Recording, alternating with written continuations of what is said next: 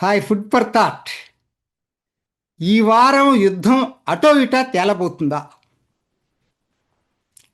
అవుననే అనిపిస్తూ ఉంది. ఒక్కసారి మీరు అమెరికా రాజకీయాలని అర్థం చేసుకుంటే దీనికి పరిష్కారం దొరుకుతుంది. బేసికల్గా అమెరికా ప్రజలు, ముఖ్యంగా ట్రంప్ మద్దతుదారులు లాంగ్ టర్మ్ యుద్ధానికి ఇష్టపడలేదు.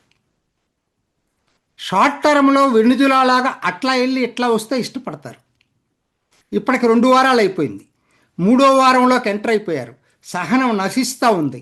అందుకనే ట్రంప్ ఇవాళ హెర్మోజ్ జలసంధిని క్యాప్చర్ చేయటానికి 5,000 కొత్త సైన్యాన్ని, మెరైన్ని, ట్యాంకుల్ని, యుద్ధ ట్యాంకుల్ని అన్నిటినీ మోహరించి ఈ వారంలో హెర్మోజ్ జలసంధిని స్వాధీనం చేసుకోవటానికి సిద్ధపడుతున్నాడు. దానితోటే యుద్ధానికి ముగింపు కూడా పలకపోతున్నాడు. సో పెట్రోలు, గ్యాస్ సమస్య కూడా దానితోటి తీరబోతుందట. కాబట్టి ఈ వారకం కీలకంగా మారింది. ఈ వారం యుద్ధం అటో ఇటో తేలబోతుంది.